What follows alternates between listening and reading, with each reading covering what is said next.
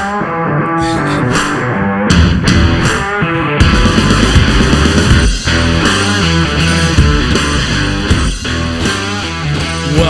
back. What's up? And today's Friday, so we're back on a regular schedule. Last Friday, we had a little Sunday run for a while here at Aggressively Healthy. But what I'd like to get right into is a little bit of hot topics. All right. So there's a huge push with AI, right, in general. I believe AI is a repackaging of the internet, right? They tell you exactly what it is. Artificial intelligence. That means fake intelligence. That means don't believe it. If I said to you this is pseudoscience, I'm going to reinvent science with pseudoscience. Like, that wouldn't make sense. So someone of pretty high caliber notoriety, Elon Musk, said if I were a young person, I would not go to medical school anymore because I will invent AI that will resupply the demand for surgeons that can do perfect operations in the medical world. Two things. One, give me an outsider's take on what that means to you. Restate that. Elon Musk said to people, don't... But like, what do you want me to address out of that? Like, what do you think about AI's involvement in medicine? Just like AI's involvement in everything, there is tremendous upside, and there's, I think, equal downside right now. Yeah. Because they haven't gotten it right. Yep. You know what I mean? So, like, it is going to be able to do things that human processing power just takes longer. Right. But it will.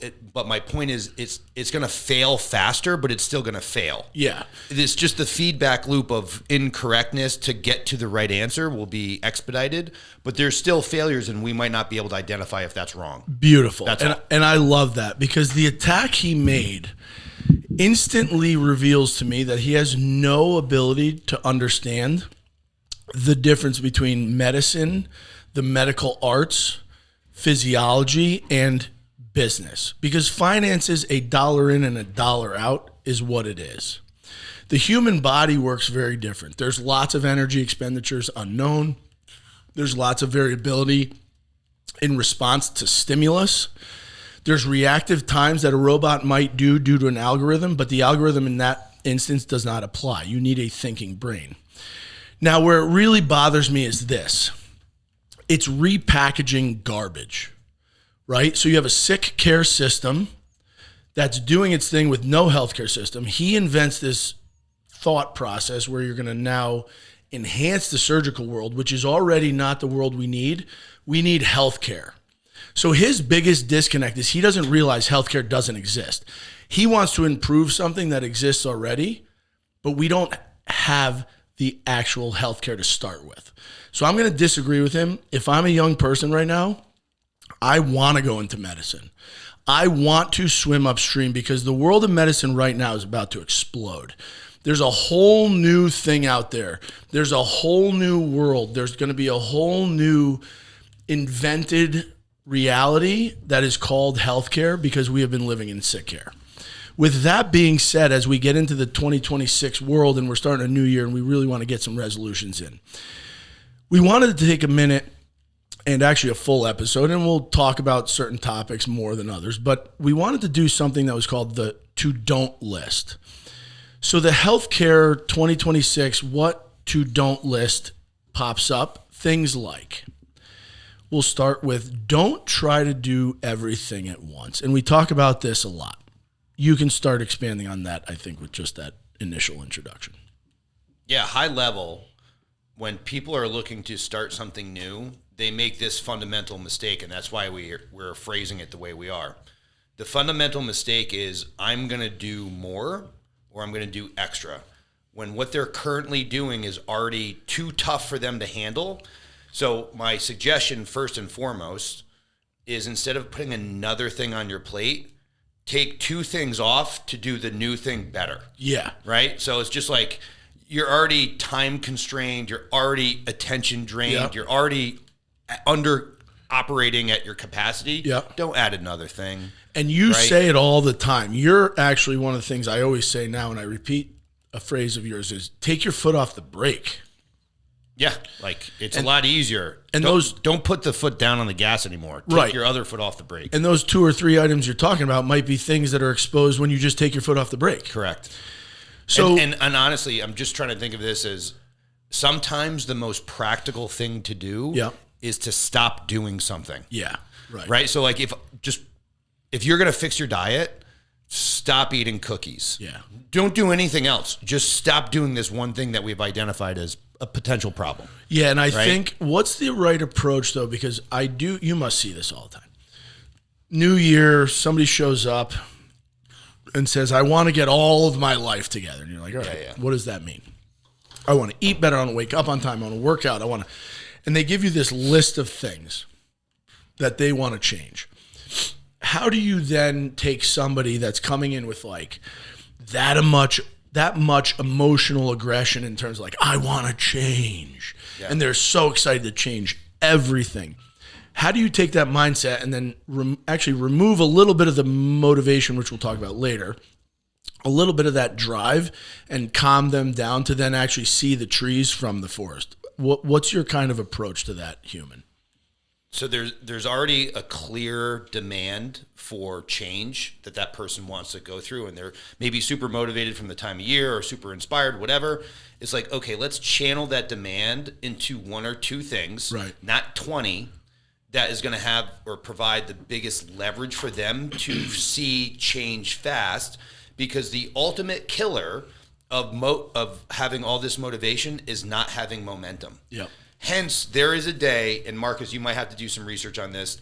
I forgot if it's the 3rd Friday or maybe it is today, the 3rd Friday in January, which is called like National Quitters Day. Yeah. So by the 3rd Friday or 2 weeks into your New Year's resolutions, everybody you've already quit. Yeah. Like, okay, so why is that? Because they've chosen to do it incorrectly. Yeah. They haven't garnered the momentum. They haven't established routine, whatever it may be. Yep. So when that person comes in and super motivated and we identify, here are the 3 things that you really should be working on, what's the one thing that you can go all in on? Right. Because that's going to give you the biggest downstream effects or the highest ROI. So that might be like just getting to the gym 3 days a week. Yeah. Right? It might not be cleaning your diet, going keto, sleeping 10 hours a day, drinking a gallon of water. Can we just get to the gym 3 days a week? Right. Get up and get there. Yeah. Because I guarantee you other things will change as a side effect of that one thing. Right. And then all the other things that we know we need to address are easier to do. And again, this is under the understanding that if we can lower the friction to do something in that person's life, it gets better. Yeah. Now that push up front, for instance, that 3-week Quitters Day. But if you get past Quitters Day, you become habitually ingrained day. I don't know what day that is. Yeah.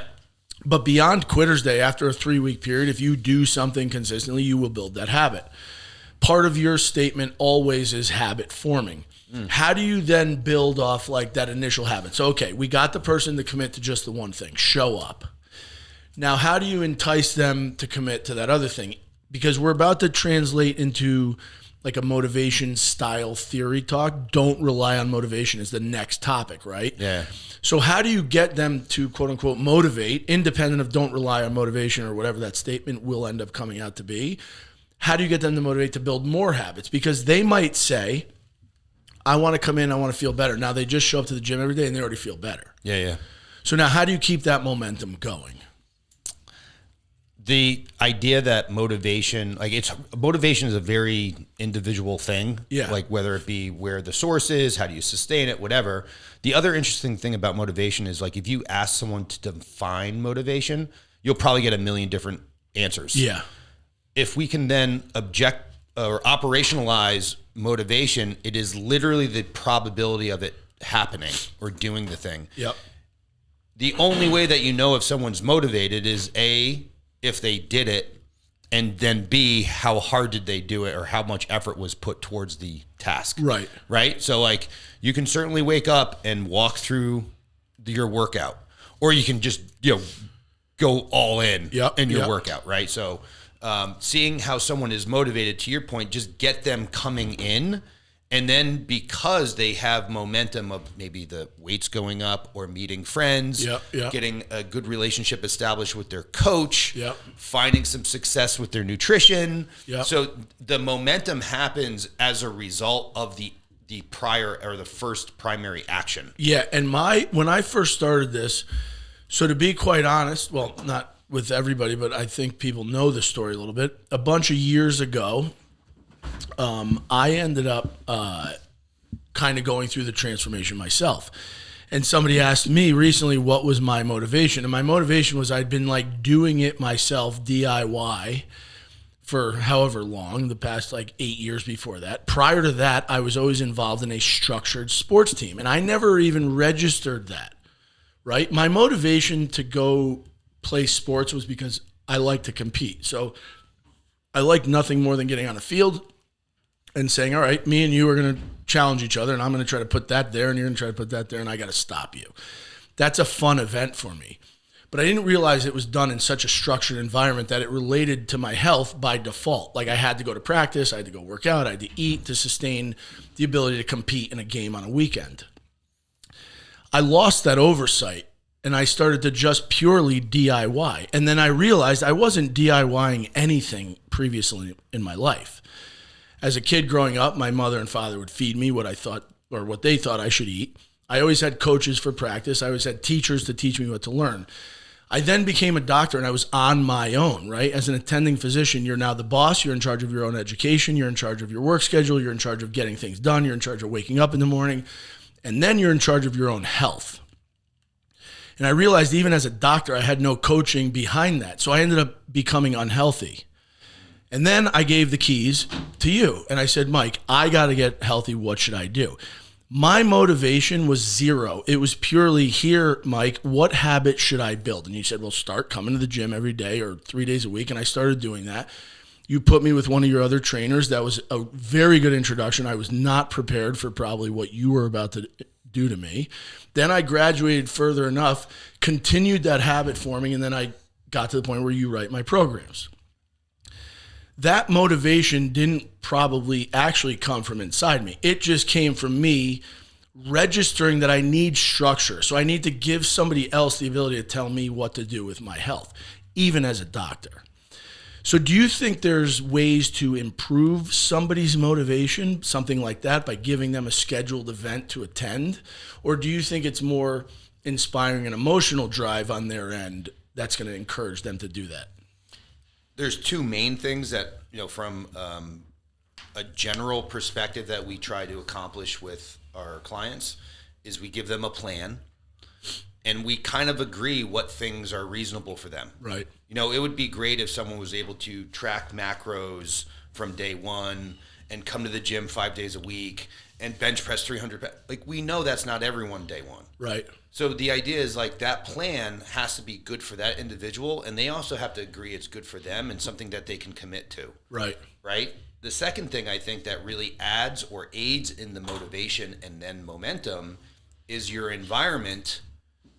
When you see other people doing those things, you think it's more reasonable and possible to accomplish said task. Right. It's also, there's an accountability piece. Like we know our 5 a.m. crew is just built differently. Yep.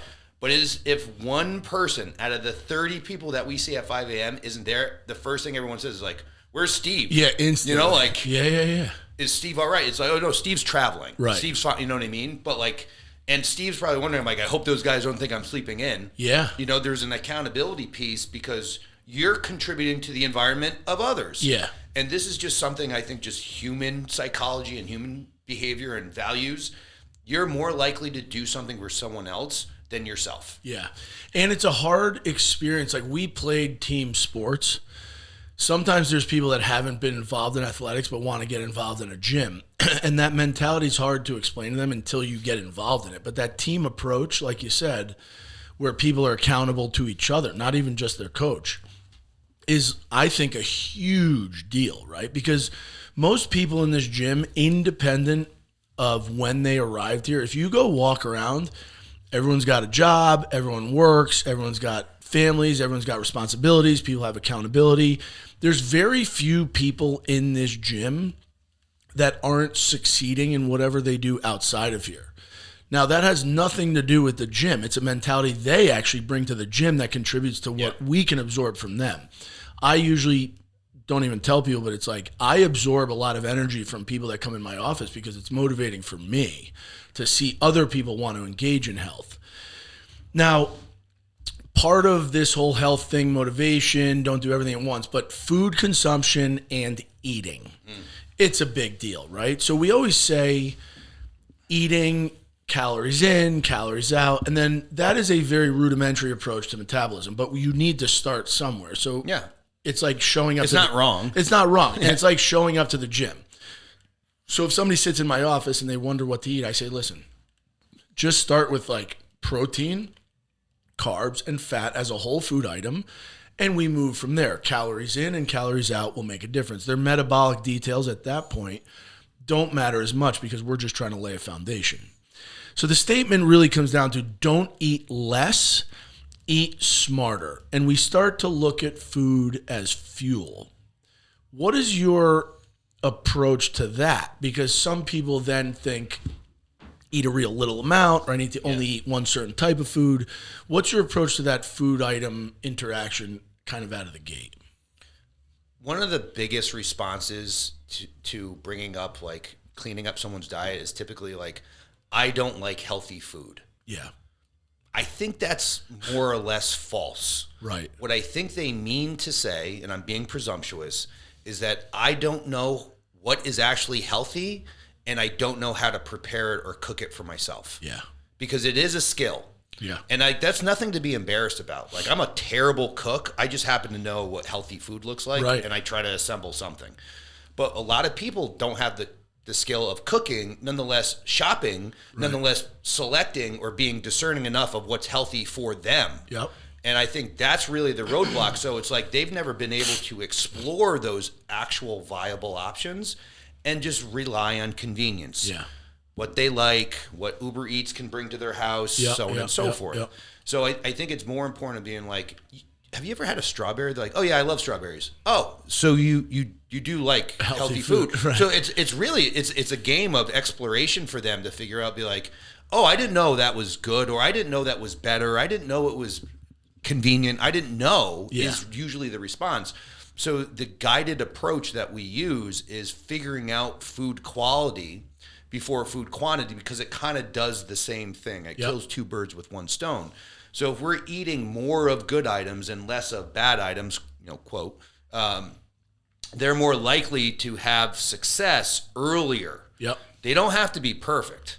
They just have to have progress. I think I love some of the local grocery stores. The smaller ones are awesome too. There's a lot of really good, organically driven, super healthy food items of choice.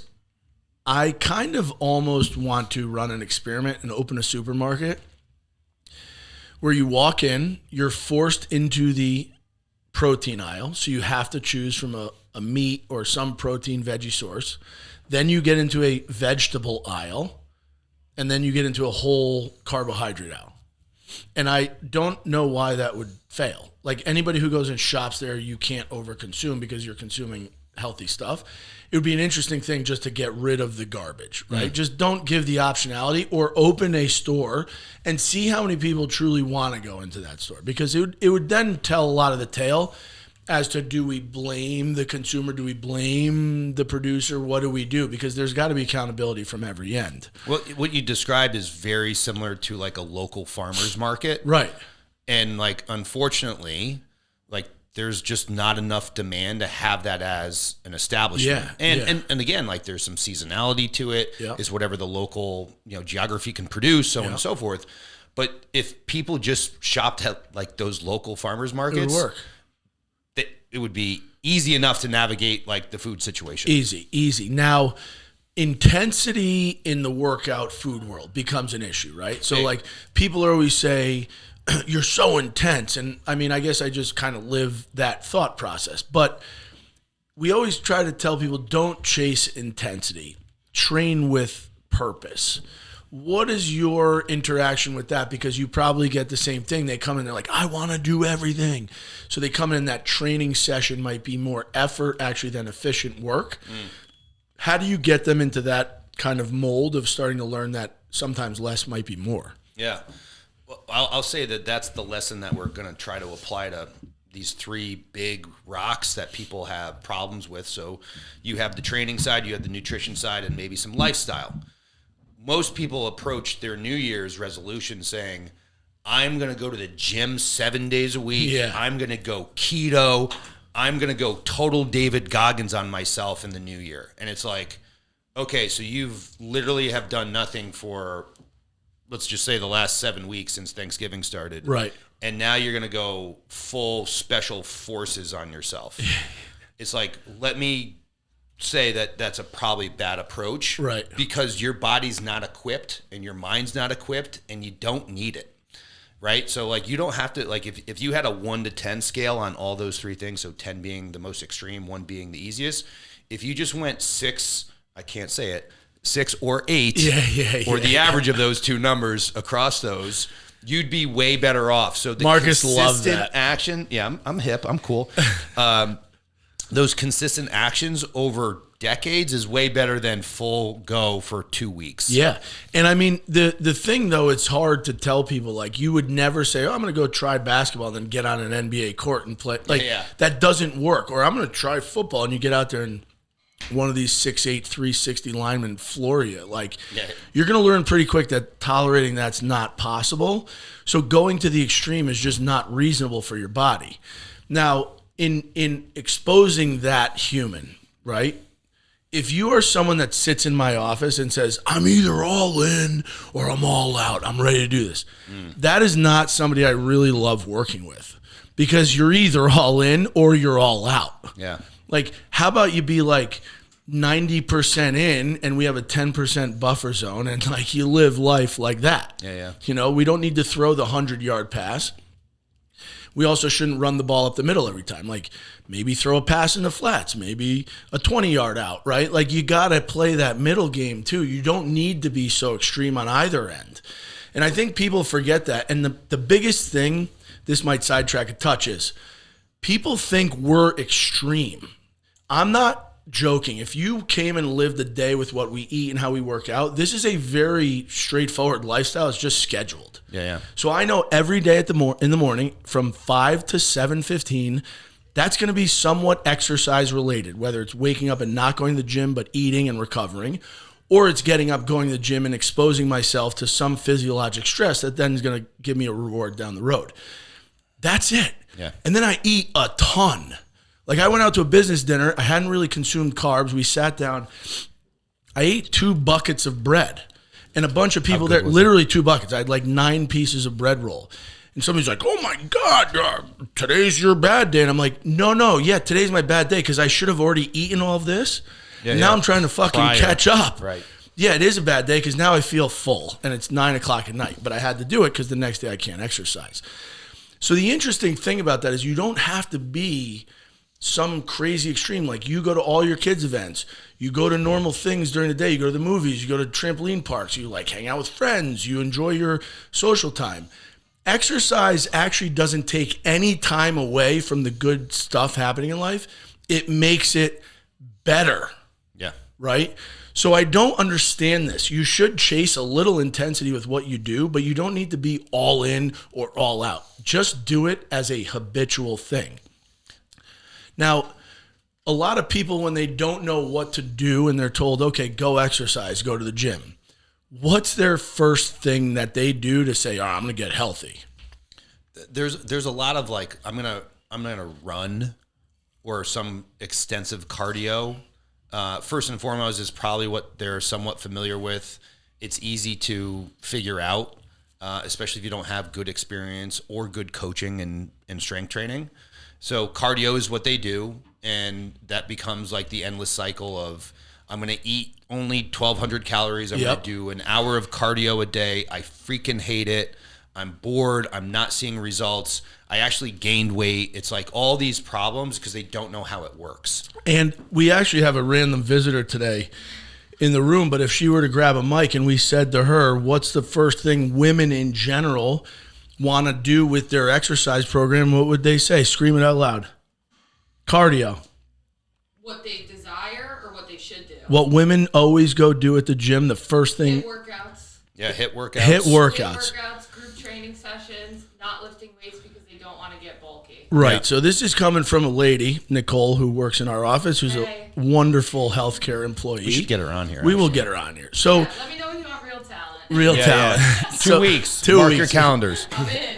So the exposure to exercise then for that person is like this high intensity, and it's all in, right? They're all in. So now they're doing this all in cardio. Now they equate that with health. The topic we wrote on the paper was don't equate cardio with health. Yeah. Let me know what that means, because we are staunch supporters of resistance training. I'm going to fly by that because I believe in it. And Mike has taught me that way, and I have not seen any bad result from that approach. So give me your approach instead of just pure cardio, how you would take that female and get her healthier, or anybody who walks in the room. It's funny because I should have brought this up, but we had a question come in from one of our listeners, and he was referencing like a Peter Attia comment about cardio. And I think Dr. Attia is great. He's from a cardio background. He does probably espouse the benefits or really push the benefits a little bit more, but not to dismiss the efficacy of strength training. Right. It's just that's what he kind of knows and what he talks about a lot. So the question was like, what's right? Is zone 2, is cardio the thing you should focus on with your health? Is like, and unfortunately the question or the answer is it depends. Yeah. You know, so like we know aerobic conditioning is literally the foundation of all the other things. Yeah. So if you have very poor aerobic capacity, everything else is very limited. Yeah. Because then everything else becomes cardio. Like your warm up is a cardio session. Yep. So by and large, like if you're really unfit, you need to establish some kind of aerobic baseline so that you can not only utilize other means of exercise, but benefit from them. Yep. That doesn't mean you have to do cardio on a machine. You can do weights as cardio, Right. because your body is so adaptable, and the way that the workouts are structured, like you can get into zone 2 training lifting weights. So something just clicked and it made me giggle. I've had random people like come work out with me. Say on a vacation, somebody was like, "Oh yeah, let me do what you're doing." I was like, "Sure," and we do the warm up, and they're done. Yeah. No, I mean done. Like cardio, heart rate in 160s, and it just kind of clicked. I never realized. So like for them, that's their workout. Like on a timeline. Yeah, like, truly, that's a warm up. and we use My Zones in here, which are heart rate monitors that are projected up on screens throughout the building. But if we watched you 6 years ago come in here, Yeah. and let's just say you started foam rolling, death. your heart rate would have gone from, let's say, 50% to 60%. Yeah. You stretching or warming up would have gone from 60 to 65. Yeah. So you're hitting aerobic threshold Yeah. within 15 minutes of coming in here. True story, people. If you did the same thing right now, you would never get out of the 40% mark. Right. It is because it's relatively such a small Yeah. effort for you. Right. It doesn't matter. Yeah. And therefore, everything underneath that curve that you now have established is, by definition, low-end aerobic work. Yeah. So as you get more and more, and depends on your goals and your whatever, all this stuff, your resistance training will be a bigger bang for your buck time use Yep. than just doing endless zone 2 cardio. Yeah, and I mean, all it really comes down to is like how much you bench. Yeah, No, I'm just 100%. kidding. Marcus, And how much you calves. bench, guy? You a big bencher? Nah, I don't really bench like that. The most I ever put up was probably like 215. Oh my So, God. I remember never even third got- grade. If you bench 225, you're allowed to officially have a girlfriend. So you better 10 pounds up. Otherwise, these are all Let's get just, him out of that medium t-shirt. they're just friends because they're actually looking for a guy who can bench 225. I mean, that's just what I heard. Or they want a guy they can beat up. Yeah. I don't know about that. All right, he's a boxer. So my next question, which always happens, is everybody says, my weight. I just had a discussion I will not use her name because she'd probably actually be able to beat me up. But there's a human I take care of who lives in this country who is an avid runner, and she is jacked, and I think it's incredible. She looks like the epitome of what you should look like, a muscular runner. So she's got the physique, and she's got the cardio, and she lifts. She does it all. So she is furious because she weighs 128 pounds. She wants to be 125. She's like 12% body fat, right? If you saw her walk down the road, you'd be like, oh my God, that's not worth losing fat. That's not, just keep it as it is. She is so obsessed with the scale. How do I mean, I guess this is advice on Real Live Podcast. How do I approach that, right? Because I guess I'm kind of putting my own opinion that I think she shouldn't want to be lighter, which isn't, I guess, good because my opinion doesn't matter. But I know health-wise, the more muscle mass she has, the better she's going to be metabolically into the future, better quality, better longevity. All of it is kind of the 401k. Like, your muscles are everything. So how do you then tell somebody who's not gaining fat, they're gaining muscle, they're gaining health, to then say, well, don't worry about that, you can stay at a lower weight because they're so obsessed with the scale? I don't really know the right approach to that psychology, but maybe you can impart some knowledge. I don't think there's much of a one gender that over indexes weight anymore. Like, I have men that are obsessed with scale weight. And, even worse. Yeah, they could be worse. I think women have been classically conditioned to think lighter, smaller equals better. Right. You know, so maybe women have a little bit more obsession of being lighter and smaller because that's what, like, the media presents. And that's what a lot of the messaging is around. Even with the aging woman, like, feel fit again. And it's like, be a size 2, or we celebrate Jennifer Aniston being a size 4 at 55. Like, all this stupid shit, whatever. But I think it's really important for either gender or either person in this case to think about what their body is capable of. Yep. And think of, like, external positive reinforcements of what their body is.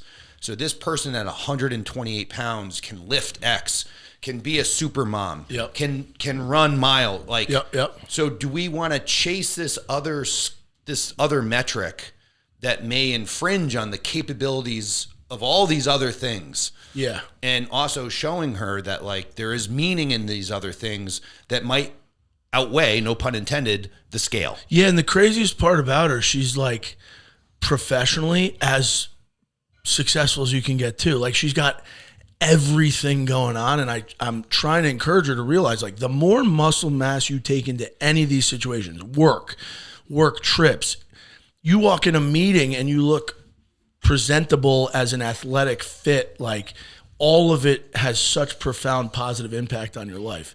But the scale's an interesting thing.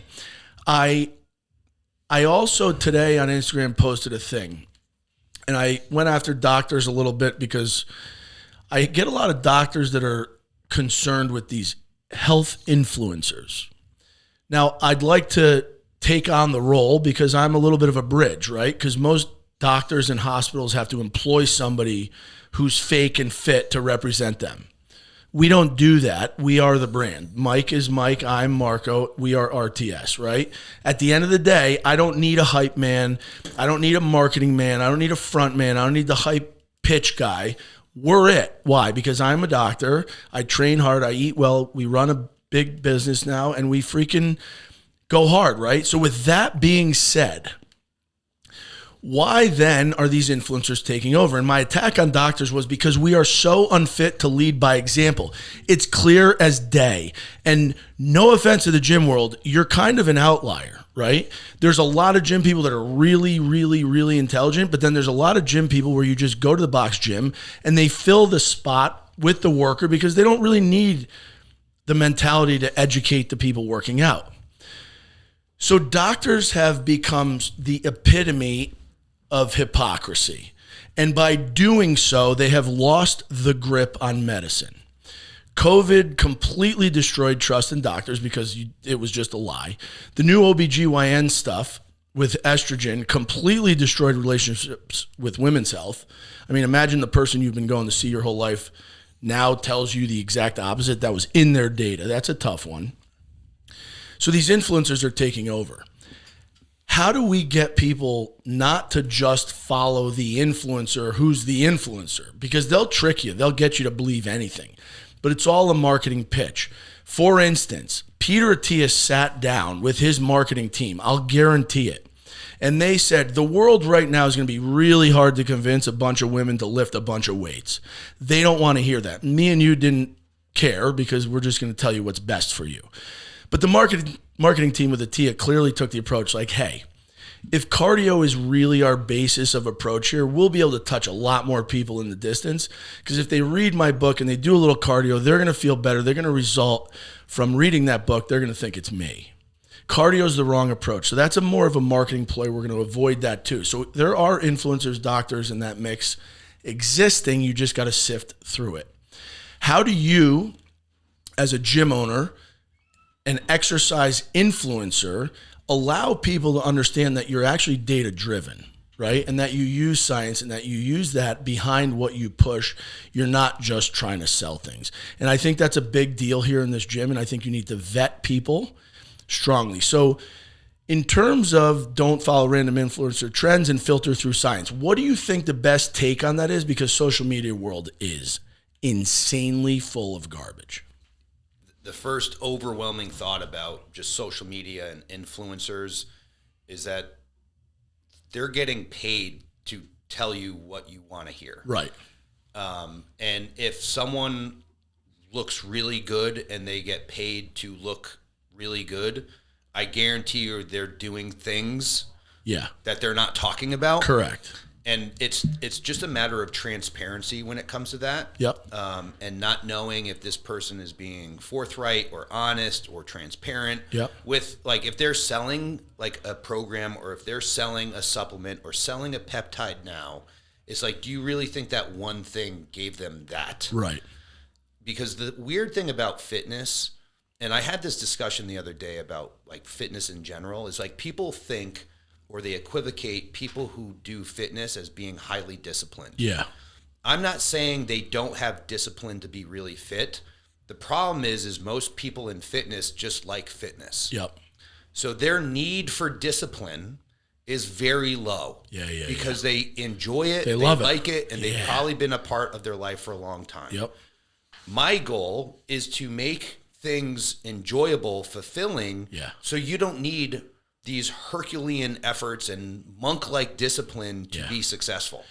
Yeah, and the craziest part to me is the next statement we're going to go over is don't think you must sacrifice everything. Yeah. Like, everybody thinks you need to make these Herculean efforts, sacrifice your world to get healthy. It's like, no, actually, you just need a little time. Yeah. And then when you get healthier, the rest of your time in the day is so much better. Like, on days I don't come in the gym and work out in the morning, I feel worse later in the day than on the days I come in and work out in the morning, independent of when I rose up from bed and how I felt at that time. There's days when I wake up, I stand up and I'm like, oh my God, there's no way I'm going to the gym. I consciously just stand up, I'll turn the lights on, I'll like do whatever I got to do to get that moment of like, all right, clarity, I got to just get to the gym. But every single time I do that, the rest of the day is better. So the only sacrifice I'm making is a little bit of time, a tiny bit of effort. It's really not that much effort. I mean, I'm 45 years old. Getting up at 5 a.m. is not that hard at this age. But the reward down the road is infinitely helpful. So why do people think like you have to give up your entire life? Because they look at somebody like you and they're like, oh, you must spend 50 hours working out. It's actually not like that. So what's your explanation to them on things like that, right? Like sacrifice and timing. I think it goes back to when we were saying like a lot of people have this pass-fail mentality. Right.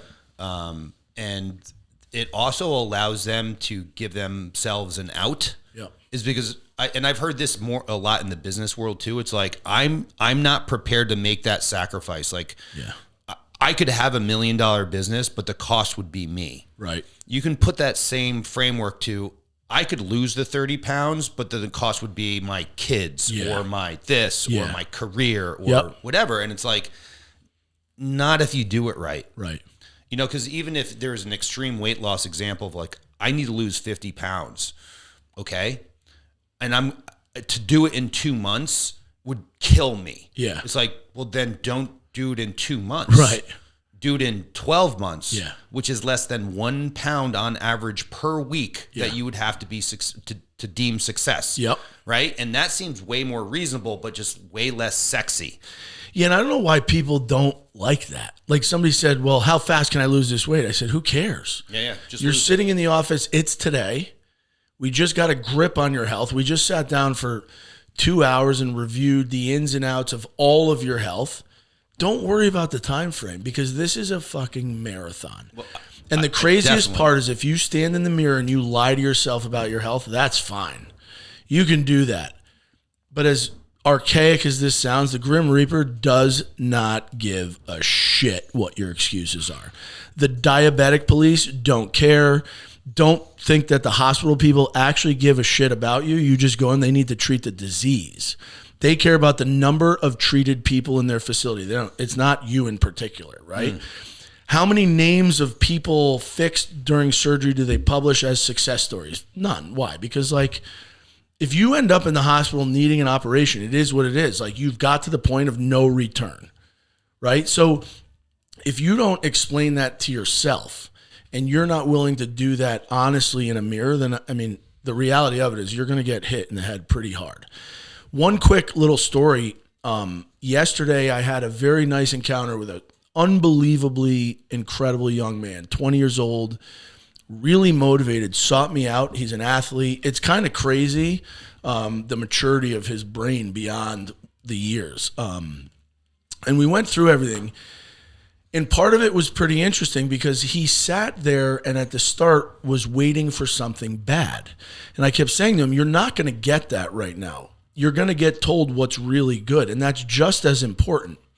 And then we did get to a point where there was a hidden marker that nobody checks, LP(a).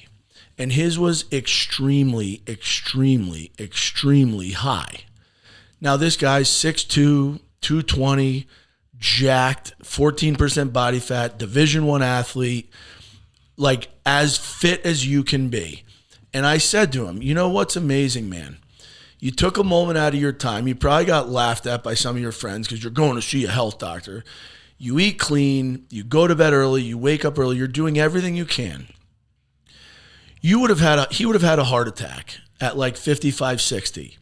And he would have been the guy that everybody would have used as the excuse not to go to the gym.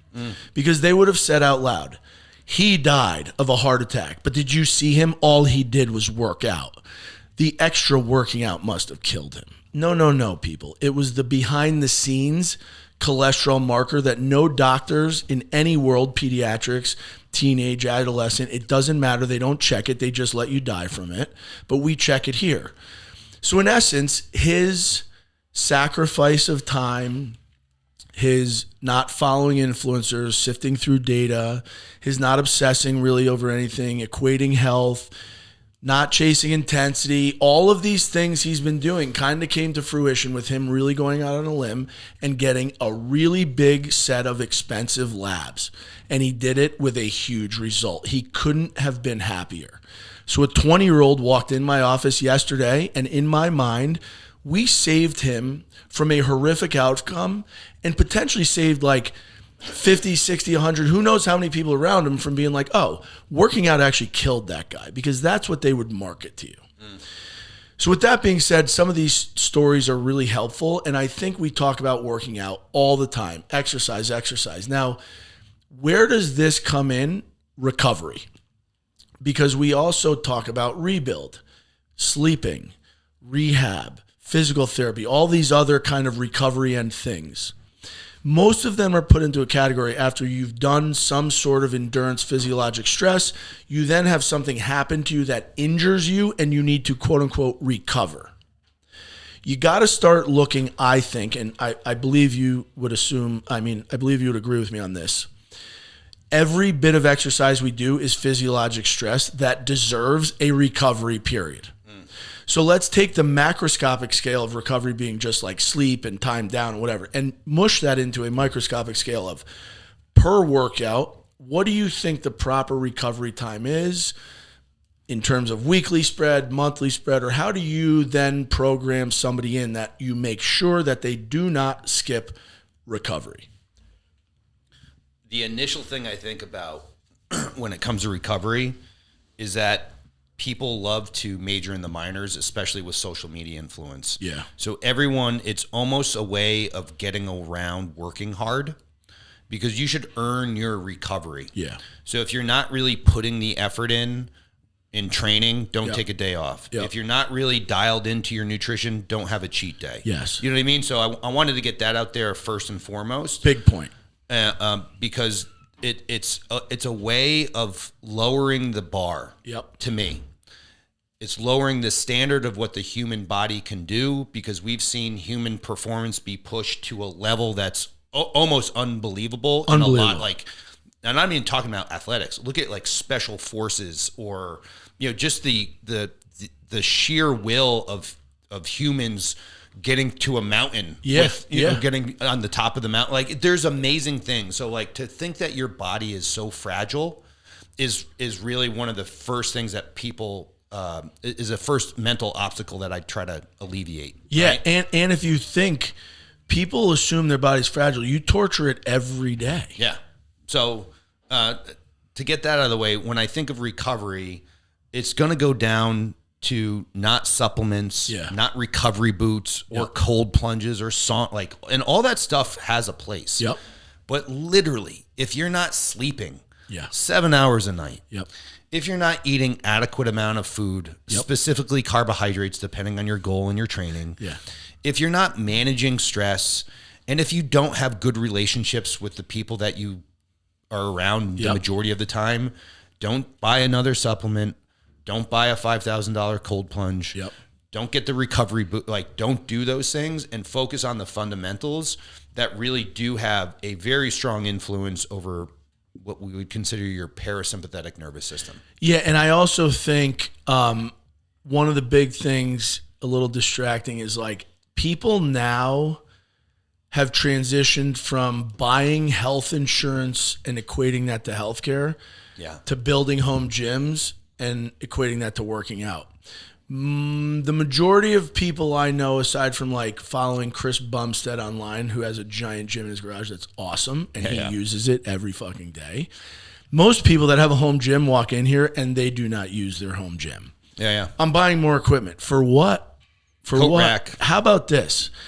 I think environment, the reason it triggered that thought is what you said, is be around people that are doing it. Like if you're in your basement or garage alone, you're only really going to get so far.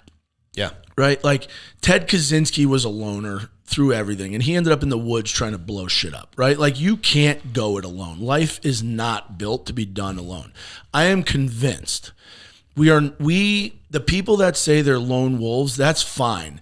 You're just actually a little distorted in terms of who you think you can trust.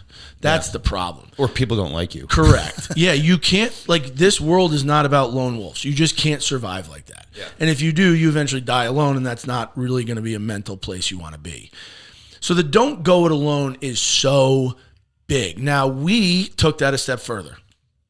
We could easily be independent businesses. We could easily be totally separate. You could easily keep your gym. I could have the medical, and we could do our thing. But it's way better not to go it alone. And healthcare, as we believe it, should be all of it. So yeah, we're going to stick to the model, people, right? Because we're inventing healthcare. As Elon Musk improperly stated, medicine is just starting. I think healthcare has just been born, and I believe it was born here. There's med spas, there's all this garbage, and it really irritates me because the foundation of health is exercise, it's nutrition, and it's medicine. Now, this is a 100% sales pitch. Yeah, I am telling you we can give you the deliverable. We can fulfill on that because it's not out there. It's not something you can go grab unless you find a place like this.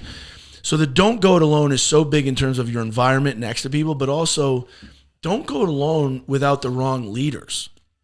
You want to have people that believe in the science, believe in the exercise, believe in the quote unquote motivation, and have the habits to help you learn what to do. What's been your kind of vision of don't go it alone, because you did have a while where you were like, all right, I'm part of a bigger institution, Yale. Then you left there as a young buck. I mean, you were a year in and started your own business. So you kind of went it alone for a little while. But at what point in time were you like, all right, I think this is going to be better with a group mentality? And how did you mentally build a culture around you being the guy that went it alone? Some reflection, multiple times during my life where I was like, well, I feel stagnant now. Yeah. And there were times where like there was rapid growth and rapid success and really, important, significant wins. Right. What was different about then compared to where I'm at now? Yeah.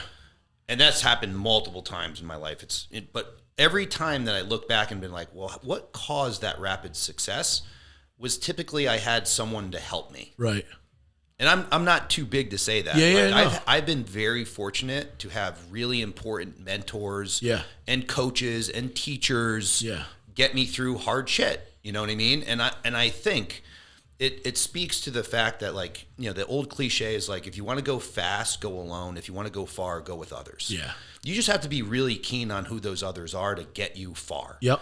And if you want to play the long game, then it already like kind of infers that you should have good people on your side. And that's why we consider ourselves a coaching business, is because we don't want anyone to do this alone. Right. Right. And like it runs parallel to how I think, how I believe, what I value. And I really do value being mentored. Yeah. And we want to pay it forward, so to speak, in the business. Yeah.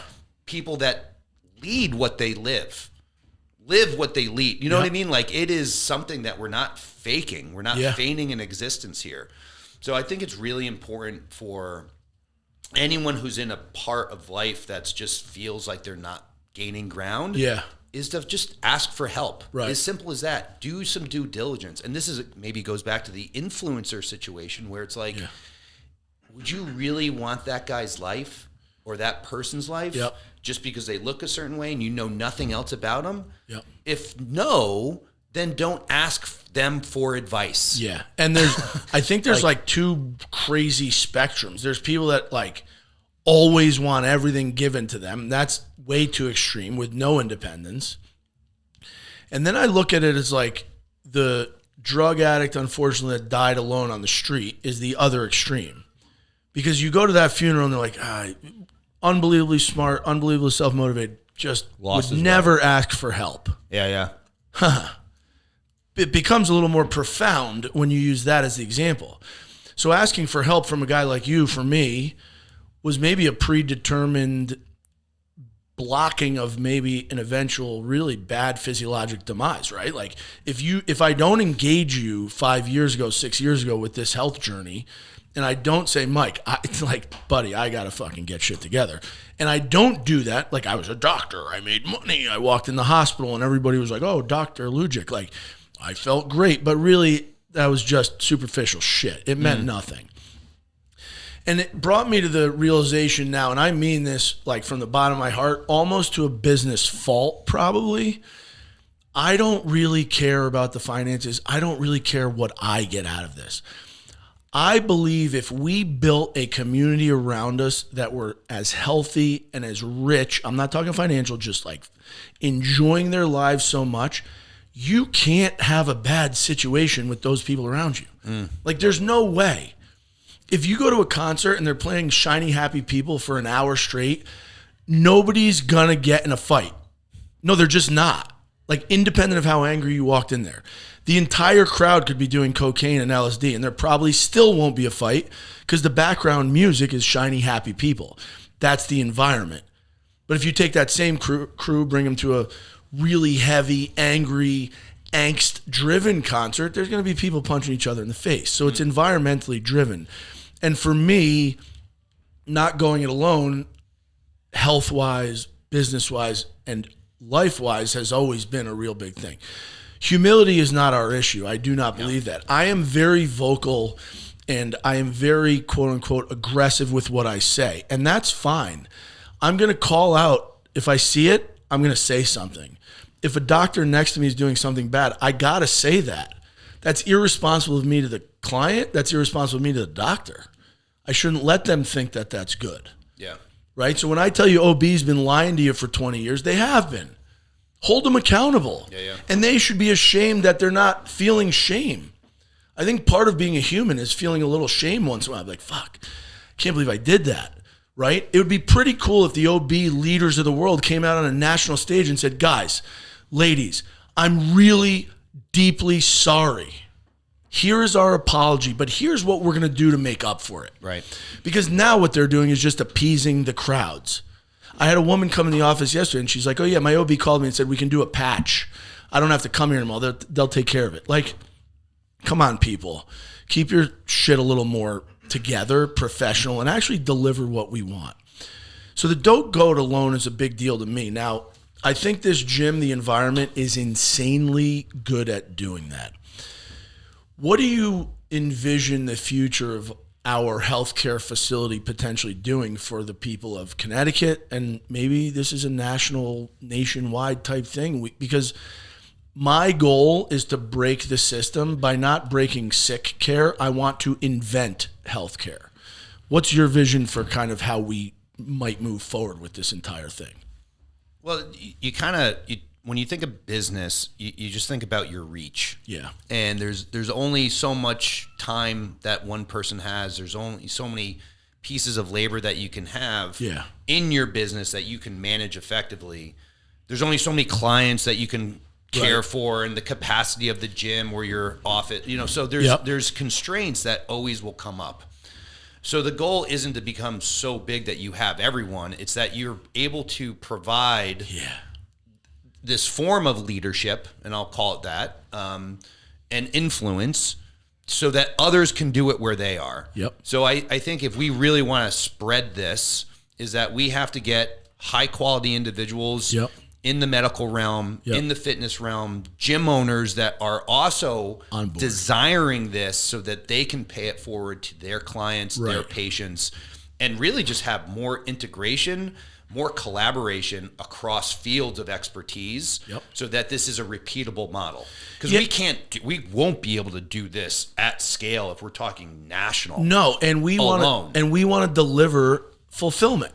Like, we want to fulfill on everything. My goal, I tell them, and sometimes it's a weird eye to eye, because like some of the staff, every so often I will remind, like, I don't care about anything in here except the client gets good healthcare. And my goal is not good healthcare. My goal is everybody who walks in my office should never want to go back to another doctor. I'll say it out loud. It is what it is. I don't sugarcoat. I tell you the truth. That doesn't mean I might be overly nice to you, or I'm going to treat you how your health needs to be treated. But the goal is I'm going to do it. We are going to do it. You are going to do it. The staff is going to do it in a way you can't get anywhere else. Right. Because nobody thinks like this. And our whole goal, like Mike said, is other gyms, other doctors, like, embrace this. We don't need to steal your money. Go make your own. Go get your own clients. I don't need to take care of everybody in the United States. I really don't want to, actually. Right? My phone's already busy enough.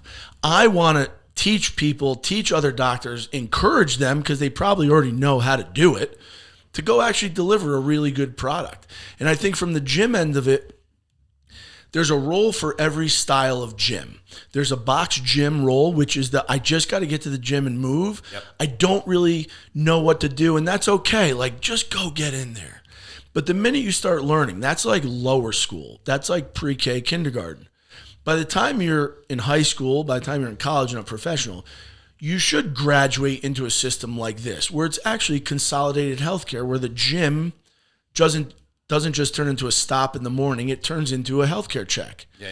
Every client I have on the roster that I work out with, that is a daily checkup. Because if you think I'm not looking at your ankles, your legs, your hips, your upper body, your mood, what you came in with, the energy, the vibration, your strength, I notice everybody's movements on my roster that I see working out. Why? Because that's a fucking doctor's visit, better than any physical I can do. I could put a stethoscope on your back. I could listen to your lungs. I could make your heart rate go, and I could listen for a murmur. Great. Or I can watch you work out, your heart rate go to 181, consistent beats, your MyZone has a steady rate, and you don't fall down, and you're improving. Now I know real time, right? So the advantages to being in an arena like this are huge. Marcus, any big weekend plans, buddy? Nah, nothing crazy. Just working. Yeah. There you go. Chopping Now, wood. talk to us about this boxing thing. What are we doing? Well, this is just a place I've trained at once, but I trained at Black Wolf Martial Arts, so I do MMA. Free plug. Yeah, he's a sick dude, though, by the way. Unbelievable human, Alberto Torres, Black Wolf Martial Arts. We work with a lot of martial arts studios, but he's phenomenal. Great human. I think his culture is really cool, builds a good environment. He goes a little lone wolf. He's an aggressive wolf kind of guy. Yeah. But, I mean, everybody that they've sent us, everyone we've interacted with from there is an incredible human. Free plug, but listen, the more the merrier. And jiu-jitsu is not what we really do here. What's your take on your health and how much effort do you mentally want to put into it as like an average 20-something-year-old in the United States with a business, working hard, making some money, looking fit? Like, what is your A little thought? small, but yeah. And he can't bench 225, but that's it. But like, aside from that, you're pretty cool. So what's your take on kind of that health expenditure and what prioritizes that in your life? Well, I don't get like super in the weeds, obviously, as like you guys, and like know all the terminology and everything. Right. But I just know that I want to get better at, so I obviously want my business to be better. Yep. And I want to be able to be better at martial arts. And Yep. I know to do any of those things, your health has to be better. Yeah. And so it's always just a matter of monitoring everything. And I think a good metric is by if your business is doing better. Your health is probably doing better too. And if you're better at martial arts, your health is probably doing better too. Yeah. And I think that's a huge mature vision of what that relates to, because you're getting a result outside of the arena of training. The world's a pretty chaotic place right now, I would say. I don't think there's anybody that's not a little on edge about everything that's happening. I think the world's stresses when you're at home alone sometimes become kind of confining, and you start to wonder, oh my God, what's happening? I encourage everybody not just go to the gym for exercise. I think it's a wonderful experience to meet people outside of your professional arena, outside of your neighborhood, outside of your stores that you normally go to, your normal friend cliques, because you're going to meet some people that are very different. And I mean different, all scopes and walks of life. But the coolest part about the gym is when you walk in there, everybody there has one common goal, and that's health, and that's fitness. So if you can align on that, the rest of the differences actually become relatively insignificant. Political parties disappear, and you see people from far left, far right, up, down, China, Japan, Russia, South America in an arena, and you know what they're doing? They're talking. Yeah. And most people that interact, because most conversations at the gym are social and philosophical and deep dives down people's emotional roller coasters, and you end up finding out that we're all probably really very much the same. There's about a 3% difference in most of us, but that feels really drastic when you're living in your own homes. Mm-hmm. So don't go it alone. Be around people that are going to experience life with you. People like us, more than willing to embrace everybody. Our only barrier to entry is one thing. You gotta want to give us a little bit of effort towards your healthcare. With that being said, I would say enjoy the weekend. Any closing remarks? No, that was good. Lovely pod. Hell of a job, We'll see you back in a week. Aggressively healthy.